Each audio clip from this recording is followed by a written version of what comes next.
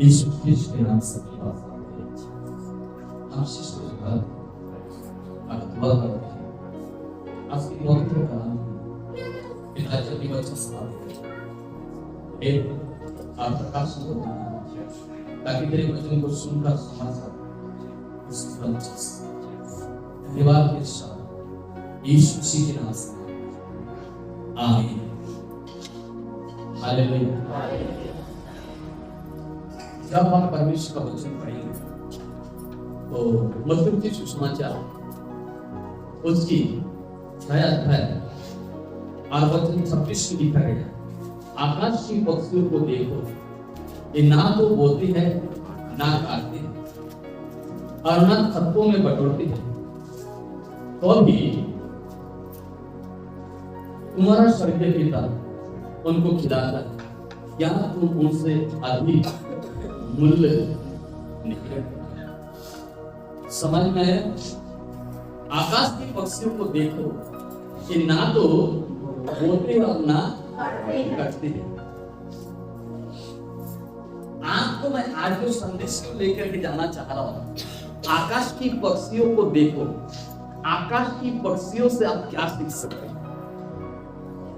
हमारे मन के अंदर सीधी से एक बात आ जाती है, आकाश की पक्षी प्रभु परमेश्वर का कलाम कहते हैं कि ना तो बोते और ना तो करते हैं, ना तो बटोरते हैं, ना तो अपने खत्तों में रखते हैं, फिर भी प्रतिदिन परमेश्वर उनको क्या करते हैं? भोजन खिलाता है ना? आज मैं आपको कुछ अलग बातों को लेकर के जाना चाहता हूं।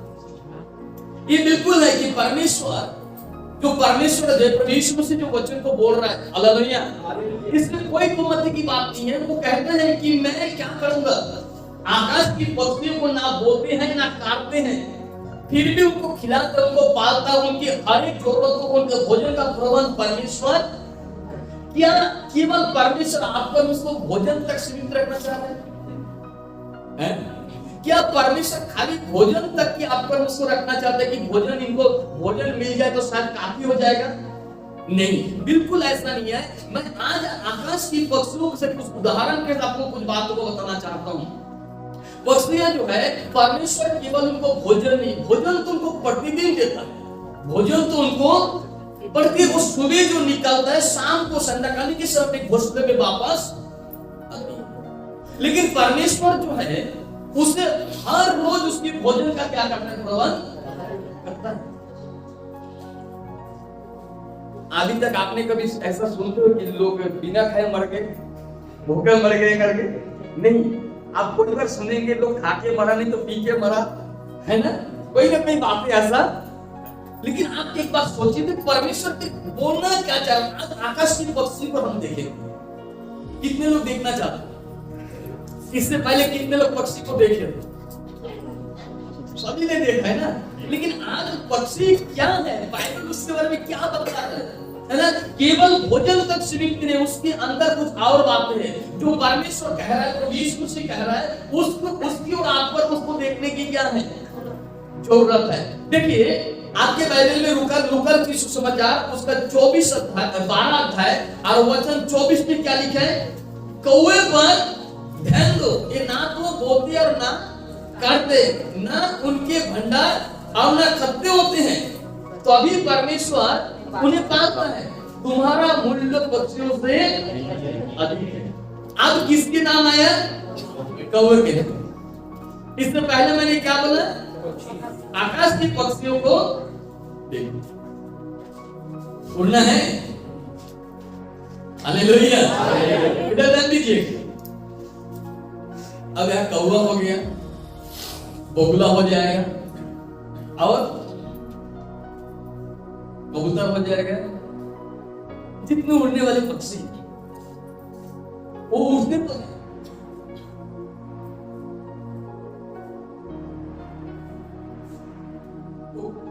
वो किस रीति से क्या कर रहा है? उड़ रहा है। एक बात आप सोचिए, आज एरोप्लेन कितने लोग देखे? एरोप्लेन कितने लोग एरोप्लेन में चढ़े? चढ़ने वाले कोई नहीं है, मैं चढ़ा। खुदा का धन्यवाद। एरोप्लेन। आप एक बात सोचिएगा, एरोप्लेन को बनाते समय ध्यान देना, परमेश्वर क्या बोल रहा है, आकाश की पक्षियों को देखो। एरोप्लेन बनाने वाले व्यक्ति किसको देखा होगा?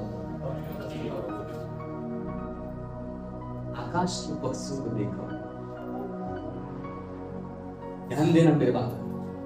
वो आकाश की पक्षियों को देखकर उसके दिमाग में एक बात बता रहा हूं, ऐसा ना, एक दिमाग में एक बात है कि यदि पक्षी उड़ सकता है तो इंसान भी क्या कर सकता है। इस बात को बोला, वो क्या देखा कि पक्षी उड़ रहा है, लेकिन कैसे उड़ेगा? अब देखिएगा, यदि एरोप्लेन आकाश में उड़ता है तो कैसा उड़ता है? कोई समझदार व्यक्ति तो बोल दीजिए। पंख। एरोप्लेन का पंख है कि नहीं? अच्छा, बनाने वाला बिना पंख के नहीं है,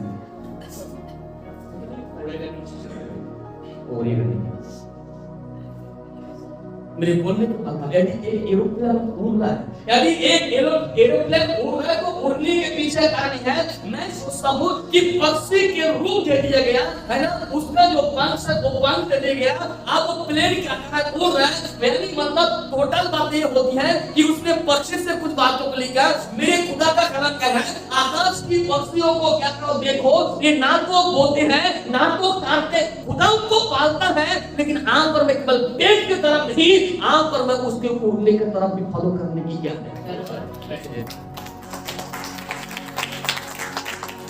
वो कैसा उड़ रहा है, वो चीजों को देख करके है ना, एक एरोप्लेन एक बात तो उसका भी पंख दिया गया। अब एरोप्लेन क्या कर रहा है? उड़ रहा है। हालेलुया।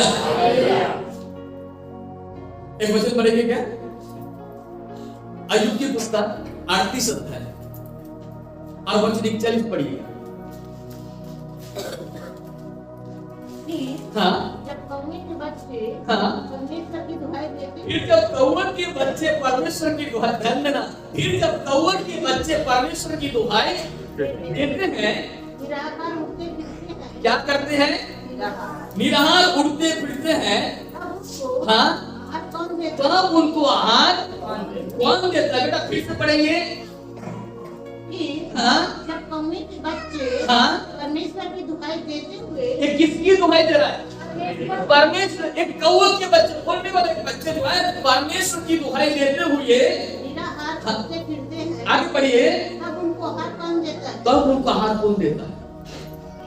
तब उनको आहार कौन देता है? आप जितने भी चिड़िया आप देखेंगे, उड़ने वाले पक्षी को आप देखेंगे, चाहे पक्षी में जो कौवा आता है, बगुला आता है ना, कबूतर आती है, जितने भी चीज उनको क्या कर रहा है, यानी एक एरोप्लेन जब बना तो उड़ने के बाद उसका रूप दे दिया कि इस रूप लेकर के क्या कर सकते हैं, उड़ सकते हैं। और ये जब निराहार रहते हैं, जब इसको भोजन नहीं, तो ये आकाश की पक्षी जो है ईश्वर की दुहाई क्या करती है? तुमको मालूम है वीडियो बनाने वाला कौन है? जस्ट मैं आपको बताना चाहता हूं। हालेलुया। उत्पत्ति की पुस्तक, आइए मेरे साथ, अब हम संदेश को चलते हैं। उत्पत्ति की पुस्तक उसका 12 अध्याय वचन 1 से लेकर मैं 3 तक पढ़ रहा हूं। यहोवा ने अब्राहम से कहा, अपने देश और अपनी जन्मभूमि और अपने माता पिता का घर को छोड़कर उस देश में चला जा जो मैं तुझे दिखाऊंगा, और मैं तुझसे एक बड़ी जाति बनाऊंगा और तुझे आशीष दूंगा और तेरा नाम बड़ा करूंगा और तू आशीष का मूल होगा। हालेलुया।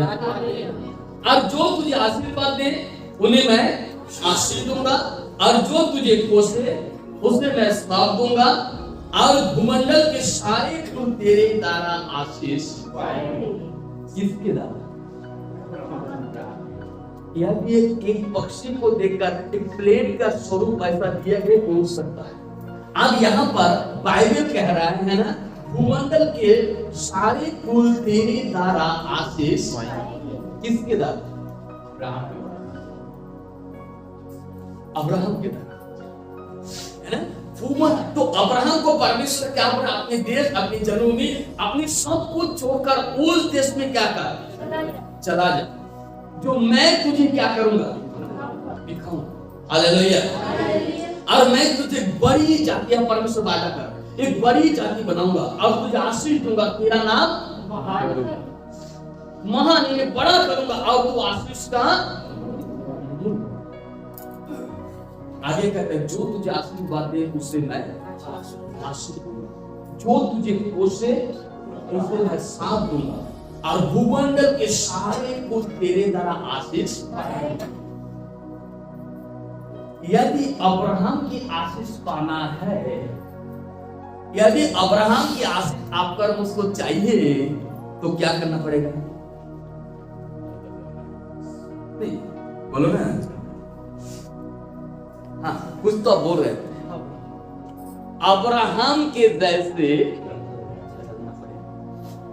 क्योंकि प्लेन यदि उड़ना है तो एक चिड़िया का, एक पंछी का रूप क्या करना पड़ा? उड़ रहे। और यहां कहते हैं परमेश्वर के भूमंडल के सारे कुल तेरे द्वारा क्या पाएंगे? यानी अब्राहम की जो आशीष है, यानी वो आशीष आप पर मुझको चाहिए तो भूमंडल के सारे कुल सब लोग उसमें आशीष हो सकता है। लेकिन सवाल ये उठेगा कि आशीष कैसे होगा? मैं आपको फिर यदि एक एरोप्लेन के रूप, एक पंछी की तरह पंख निकला तो आप पर उसको वो रूप देना पड़ेगा, आप पर उसको काम करना पड़ेगा जो काम अब्राहम ने किया। अब्राहम ने अपनी देश, अपनी जन्मभूमि, अपनी माता पिता का घर छोड़कर उस देश में चला गया जो यहोवा ने उसने क्या किया? वादा किया देने। मैं आपको बताना चाहता हूँ, आप पर उसको जाने के लिए घर छोड़ ऐसा सब लोग नहीं है। हालेलुया। पर इधर मैं आपको कुछ बात बताना चाहता हूँ, हर व्यक्ति का घर छोड़ बिल्कुल ऐसा नहीं। तो फिर क्या बात है? जब परमेश्वर ने अब्राहम को बड़ी आशीष दी, संतान दी, अन्य चीजें दी, तो परमेश्वर, अब्राहम परमेश्वर के पीछे चला कि अपने मनमर्जी से चला? परमेश्वर जब पुत्र दिया तो परमेश्वर ने एक दिन बोला कि पुत्र को मुझे दे, तो देने मना किया कि देने के लिए तैयार हो गया? देने के लिए तैयार। हालेलुया। अब्राहम आखिरी समय तक परमेश्वर के साथ क्या किया? परमेश्वर का वचन का पालन किया और उसने परमेश्वर को क्या दिया? आशीष दिया। किसी ने मुझसे बीते दिन कहा कि भैया अब मैं क्या करूं? सुनिए, अब मैं बहुत परेशानी में हूं, तकलीफ में हूं, समस्या में हूं, अब मैं क्या करूं? मेरे पास गाड़ी, आपको मैं कुछ उदाहरण छोड़ के जा रहा हूं, मेरे पास दुकान है, मेरे पास बिजनेस है, मेरे पास नौकरी है, मेरे पास खेती है। अब मैं इधर देखता हूं तो मेरा दुकान नहीं चलेगा। यदि मैं प्रभु के साथ चलना चाहूं तो मेरा गाड़ी, लेकिन आप जानते हैं आप जब प्रभु का उस दिन आए तो साइकिल भी नहीं करना, जो खुलकर बताओ, बहुत लोगों को साइकिल भी नहीं। आपकी समर्पण, आपकी प्रार्थना, आपकी मेहनत, आपका कर्म, आपका कार्य आपको खुदा ने बहुत दिया। सुनिए, यदि परमेश्वर आपकी गाड़ी दिया ना तो चलाने के लिए जगह भी देगा। विश्वास रखिएगा, विश्वास। यदि बढ़ना है तो मैं आपको अब्राहम के लिए, मैं आपको भूमंडल के सारे कुल तेरे द्वारा क्या पाएंगे? यदि आशीष पाना है तो अब्राहम के लिए चलना भी पड़ेगा। नहीं भैया, अब तो दुकान के कोई ग्राहक नहीं आएगा। पहले तो खुद दुकान तो बहुत दूर की बात है, पहले खुद ही दूसरे दुकान में खरीदने जाता था, और भी सुबह 5 रुपए, शाम को 5 रुपए लेकर। सही है ना?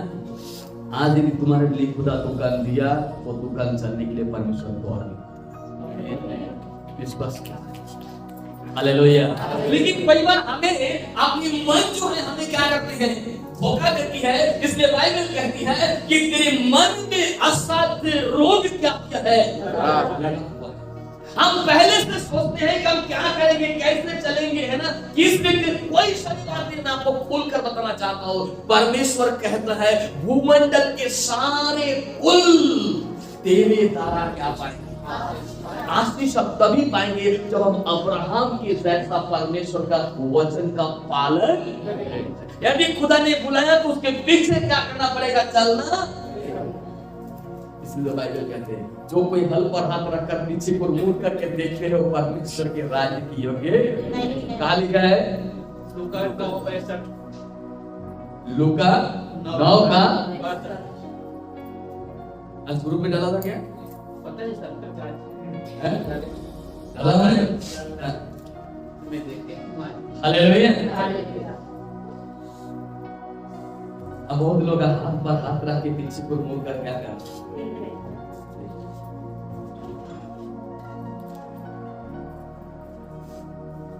वचन पढ़ेंगे मेरे साथ। छोटे छोटे शब्द बोल कर आगे बढ़ो। उत्पत्ति की पुस्तक 15 अध्याय और 1 पद। इन बातों के पश्चात यहोवा का यह वचन दर्शन में अब्राहम के पास पहुंचा। हे अब्राहम, हाँ, मत डर, तेरे ढाल और तेरा अत्यंत बड़ा प्रतिफल मैं हूँ। Hallelujah, hallelujah. हालेलुया। हालेलुया। जब आप और मैं परमेश्वर के साथ चलेंगे तो परमेश्वर दर्शन देगा। जब आप और मैं परमेश्वर के साथ चलने के निर्णय लेंगे, वचन का पालन करेंगे, तो यहाँ पर लिखा है इन बातों के पश्चात यहोवा ने यह दर्शन में अब्राहम के पास पूछा कि हे अब्राहम, मत डर, तेरी ढाल और तेरी अत्यंत बड़ा फल मैं ही हूँ। परमेश्वर ने अब्राहम को क्या दे रहा है? एक आदर्शिक दर्शन। क्या आप परमेश्वर के साथ चलना चाह रहे हैं? क्या आप खुदा के साथ चलेंगे? आपको समय पर प्रभु आदर्श देगा, दर्शन देगा, और दर्शन के जरिए से, वचन के जरिए से आपका हिम्मत को क्या करेगा? बढ़ाएगा कि आप और मैं परमेश्वर के साथ क्या कर सके? चल। मैं फिर से दोहराना चाहूंगा, आज एक महत्वपूर्ण, मैं भले बच्चों को एकदम बिल्कुल छोटा रूप में संदेश लेके जाऊंगा, लेकिन आप सुनने की कदर कोशिश कीजिए कि बाइबल क्या बता। अब एक महत्वपूर्ण वचन पर हम जा रहे हैं, और आपकी बाइबल में वो उत्पत्ति की पुस्तक उसका 17 अध्याय और वचन 1 से लेकर 4 पद के दिन में लिखा गया। पहला पद में लिखा है, जब अब्राहम 99 वर्ष का हो गया, तब यहोवा ने उसको दर्शन देकर कहा। अच्छा, अभी फिर क्या मिला? फिर दर्शन। जब अब्राहम 99 वर्ष का हो गया, तब यहोवा ने उसको दर्शन देकर के कहा, मैं सर्वशक्तिमान ईश्वर हूँ, मेरी उपस्थिति में चल और सिद्ध चलो। मेरी उपस्थिति में कहा लिखा कि मुझे छोड़कर अब्राहम आशीष ऐसा पा लिया है? मेरी उपस्थिति में क्या कर चल। केवल चलना नहीं है, सिद्ध भी होना। मेरी उपस्थिति में चल और सिद्ध होता चल। तो ये यदि अब्राहम को बोला कि अब्राहम, मैं तेरे द्वारा भूमंडल के सारे कुल को क्या दूंगा? आशीष दूंगा। तो भूमंडल के सारे कुल ऐसे ही जाकर अब्राहम से आशीष लेंगे? हैं? नहीं हो सकते बातें। ये तब होगा जैसा अब्राहम को परमेश्वर कहता है कि तेरे उम्र 99 वर्ष का भी हो गया, तब भी तुझे, है ना, मैं तुझे जब दर्शन दे रहा हूं और दर्शन देकर मैं सर्वशक्तिमान ईश्वर हूं, मेरी उपस्थिति में चल और सिद्ध होता। आज आप पर मुझको परमेश्वर की उपस्थिति में चलना है और प्रतिदिन सिद्ध होते हैं। आगे लिखा, और मैं तेरे साथ वाचा बांधूंगा और तेरे वंश को अत्यंत ही। परमेश्वर वाचा किसके साथ बांधता? जो उसकी वचन का पालन करता है। उसके साथ यहोवा क्या करता है? वाचा। कैसा वाचा बांधा? मैंने जो अब्राहम को दिया उसमें से भूमंडल के सारे कुल, यानी परमेश्वर वहां पर आपसे मुझसे भी क्या कर रहा है? वाचा। यदि मेरे दास अब्राहम के जैसा तू भी चला, तो अब्राहम की जो आशीष है, मैंने तुमसे वाचा बांधा था, है ना, भूमंडल की सारे कुल तेरी जरिए से आशीष पाएंगे। तब आम पर मैं उसके से क्या करेंगे? आशीष। लेकिन क्या मुझे जाना है? मैंने आपको एक पक्षी को उदाहरण देके बताया। एक पक्षी को देखकर ही शायद प्लेन बना है, सोच लीजिएगा, क्योंकि प्लेन का तो है नहीं है, समझ में पंख है ना, निकल कर रखा है ना, नक्शा तो वही है ना, है नक्शा तो वही दिया, रूप तो वही दिया।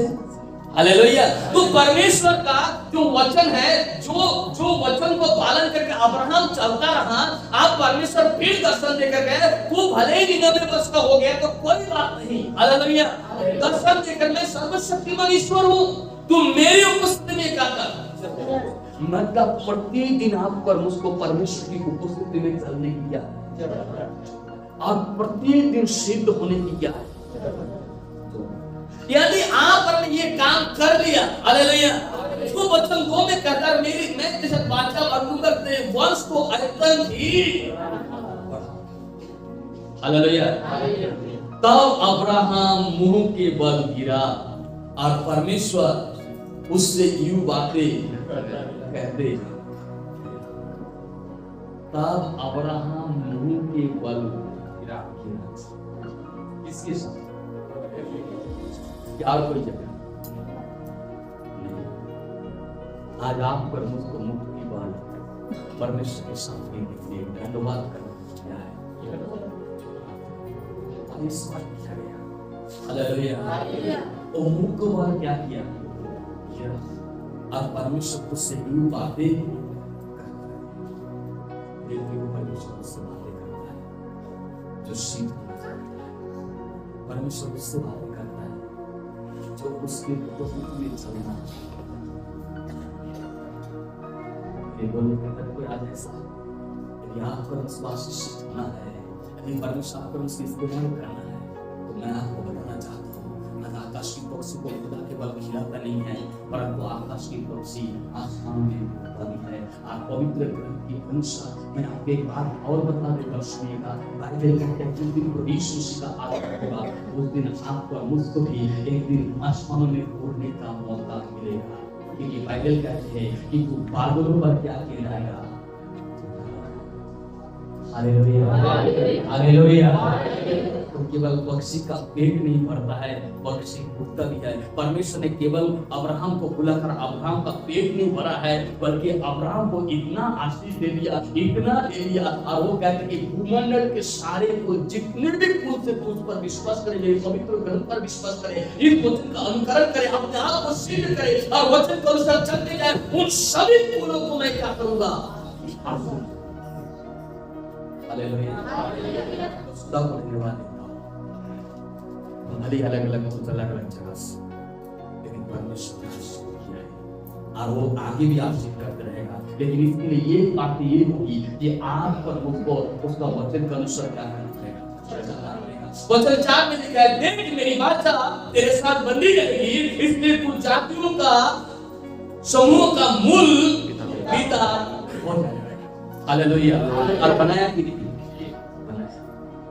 तो मेरे बोलने का तात्पर्य यह था कि परमेश्वर क्या कर सकता था देकर, लेकिन आज सिद्ध होना आकाश की वस्तु को पेट भरने के लिए नहीं, परंतु मैं आपको ये विश्वास दिलाना चाहता हूँ, वो एक उड़ने के स्थान की स्थिति में लेकर आया। यानी परमेश्वर अब्राहम की जीवन से आपको ये सिखा रहा है कि अब्राहम मेरे साथ चला, मैंने है ना जातियों का मूल बनाया, हर जातियों को मैं उनमें से आशीष दे दूंगा। आज आप पर उसको परमेश्वर यही कर रहा है कि तू मेरी उपस्थिति में चल, प्रतिदिन क्या करते जाओ, सिद्ध।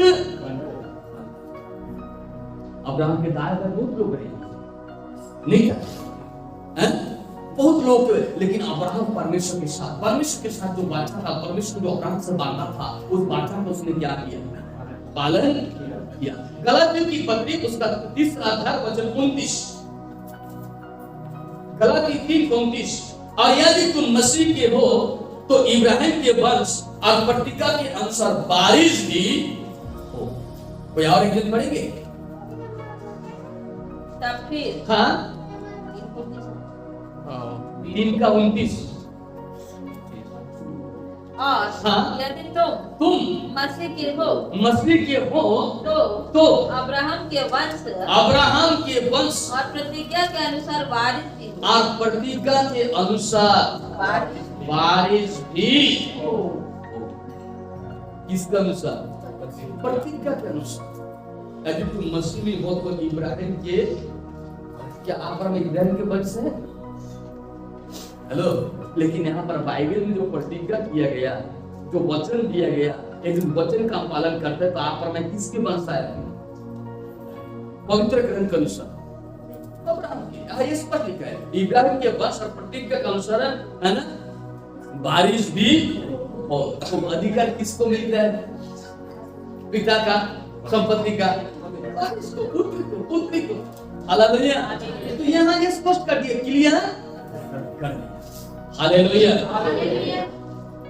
पर कभी-कभी लोग के मन में, लोग के जीवन में लालच समा जाती है। क्या लालच? मैं उतना लंबा नहीं देना चाहता हूँ संदेश को। लालच का मतलब समझिएगा। एक दिन अब्राहम अपनी भतीजा लूत से बोलते, बेटा हमारे पास धन संपत्ति बहुत हो गया, आप देख तेरे सामने पूरा जगह पड़ा है, तो किधर चुनना चाहता है चुन ले। सही है ना? तो उसने क्या कर लिया? चुन लिया। कौन? लूत ने। आज लोगों के सामने सवाल है, परमेश्वर बोलता है तू चुन ले। किसको चुनना चाहता है? सही है ना? प्रभु किसी को जबरदस्ती नहीं करता है। बीते दिन मेरे पास कोई फोन है, कोई मैं पता आप सारे बच्चों को जानता हूं, आप मुझे आपको सलाह देने के लिए, अब आप प्रभु में कैसा चलना चाहते हो? हालेलुया।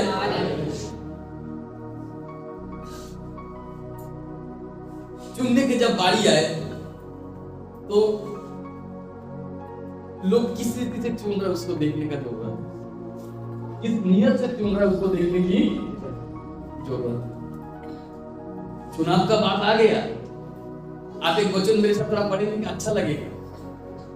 उत्पत्ति की पुस्तक 13 अध्याय 10 पद से 13 पद।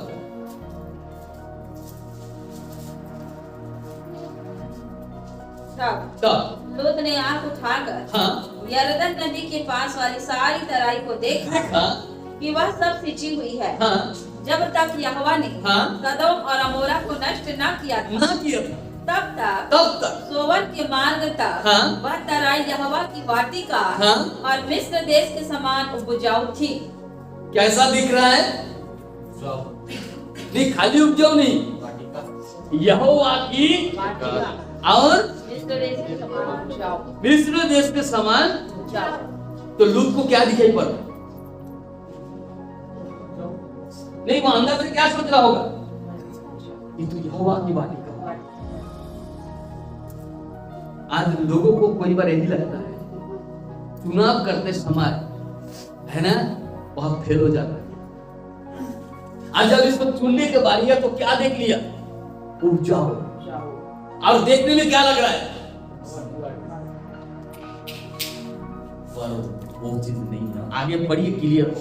इसलिए लूत अपने लिए यरदन की सारी तराई को चुनकर पूर्व की ओर चला और वे एक दूसरे से अलग हो गए। आगे अब्राहम कनान देश में रहा। आगे पर लूत उस तराई के नगरों में रहने लगा और अपना तंबू सदोम के निकट खड़ा किया। और सदोम के लोग यहोवा के लेखे में बड़े दुष्ट और पापी थे। किसको चुना है फिर? किसको चुन लिया? आज ये नहीं हो रहा है क्या? ले लो ये ना, आज ये नहीं हो रहा है क्या? हो रहा है, हो रहा है ना? आप सुनिए ध्यान से। लूत अपनी इच्छा से क्या किया, लेकिन ज्यादा समय तक रहा क्या? नहीं। कुछ ही समय के बाद क्या हो गया? पता चल रहा है कि ये काम का नहीं। हालेलुया। हम एक वचन को जाएंगे मेरे साथ, हालांकि लंबा है, मैं उतना लंबा तो नहीं पढ़ाऊंगा। मरकुस के सुसमाचार जब 10वां अध्याय को पढ़ते हैं ना, अब वचन 17 से लेकर 31 तक, तो यहाँ पर एक धनवान के बारे में मिलेगा, एक नौजवान। सही है ना? यीशु मसीह के पास आकर कहते हैं, क्या कहते हैं? 17 पद से पढ़ेंगे। जब वह वहाँ से निकलकर हाँ। मार्ग में जा रहा था, हाँ तो एक मनुष्य हम्म। उसके पास दौड़ता हुआ आया हाँ। और उसके आगे घुटने टेक कर उससे पूछा, हम्म। हे उत्तम गुरु, हाँ। अनंत जीवन का अधिकारी होने के लिए हम्म। मैं क्या करूं? मैं क्या करूं? यीशु ने उससे कहा, हाँ। तू मुझे उत्तम क्यों कहता क्यों है? कहता? कोई उत्तम नहीं, हाँ। केवल एक अर्थात परमेश्वर। पढ़िए। तू आज्ञाओं को तो जानता है, जानता है। हत्या न करना, हाँ। व्यभिचार न करना, हाँ। चोरी न करना, आगे। झूठी गवाही न देना, हम्म। छल न करना, हाँ। अपने पिता और अपनी माता का आदर करना। हाँ। उसने उससे कहा, हे गुरु, हे गुरु, इन सबको मैं लड़कपन से मानता आया हूँ। और आगे यीशु ने उस पर दृष्टि करके उससे प्रेम किया और उससे कहा, कहा तुझ में एक बात की घटी है, जा जा जो कुछ तेरा है हाँ। उसे बेचकर कंगालों को दे और मेरे पीछे बोले। हाँ? और आगे तो तुझे हाँ। स्वर्ग में धन मिलेगा। एक मिनट पर वो क्या हो गया? निराश हो गया। निराश हो गया। अरे मेरा इतना बिजनेस है, इतना काम धंधा है, इतना धन है, अभी मैं थोड़ी देर पहले आपको कुछ बात बोला, ये सब मैं कैसे छोड़ू? और उस बातों से निराश होकर क्या की? चला गया। तो यीशु मसीह ने क्या कहा? सुई के छेद में से ऊँट का निकल जाना, पर ऐसे धनवान जिसके विश्वास परमेश्वर ऊपर नहीं है, उनका प्रवेश करना बड़ा कठिन है। सही है ना? क्योंकि वो सांसारिक बातों में, सांसारिक चीज में अभी भी क्या है? डूबे हैं। उसकी भरोसा भी किसके ऊपर है? के ऊपर है। अब परमेश्वर हम साफ कह दिए। हालेलुया। अब थोड़ा हम उसका 28 से 21 पद तक पढ़ेंगे बस। पतरस हाँ। उससे कहने लगा, हाँ। देख हम तो सब कुछ छोड़कर। देखिए पतरस क्या बोल रहा? जब ये सारी बातें हुई है ना, तो पतरस बोला, प्रभु हमने तो सब कुछ छोड़कर तेरे पीछे हो लिए। यीशु ने कहा, इसने कहा, मैं तुमसे सच कहता हूँ हाँ। कि ऐसा कोई नहीं, ऐसा कोई नहीं जिसने मेरे और सुसमाचार के लिए पढ़िए घर हाँ। या भाइयों हाँ। या बहनों आगे। या माता या पिता हाँ। या बाल बच्चों पढ़िए। या खेतों को छोड़ दिया हो। 31 और अब इस समय हाँ। 100 गुना ना पाए आगे घरों और भाइयों और बहनों और माताओं और बाल बच्चों हाँ। और खेतों को, पर सताव के साथ हाँ। और आओ परलोक में अनंत जीवन। हेलो, सताव के साथ परलोक में अनंत जीवन। पर हाँ। बहुत से जो पहले हैं हाँ।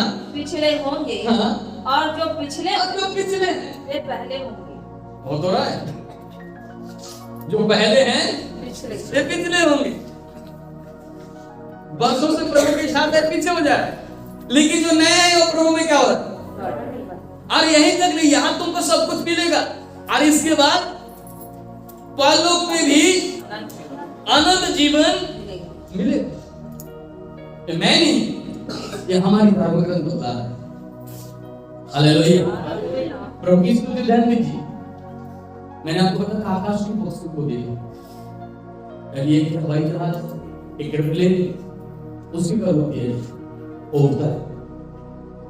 मेहनत लगा, इंजीनियरों का खान लगा, समय लगा, लेकिन उसको तैयार किया उसी रूप से। बाइबल कह रहा है, यहाँ पर परमेश्वर उसकी दृष्टि को बताता है, तो परमेश्वर अब्राहम को जो आशीर्वाद दिया, संसार के सभी लोगों को उसने सिखाया है। तो आप पर उसको अब्राहम के जैसा परमेश्वर के वचन को पालन करके चलने की क्या है?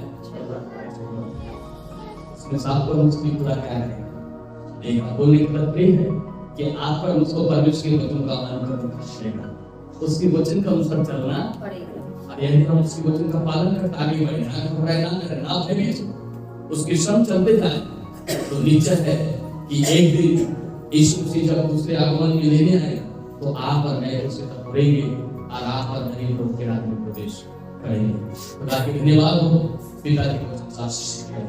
आइए दुआ करें। श्री परमेश्वर पवित्र पिता, हम यीशु क्रिस्त के नाम में समुदाय का धन्यवाद देते हैं आज के इस पवित्र कलाम और सुंदर वचन के लिए। ये वचन से तुमने हमसे बातें किया, अपने वचन से कोई आशीष दी, इस दर के नाम की महिमा हो। धन्यवाद के साथ यीशु के नाम से मांगते हैं, आमीन।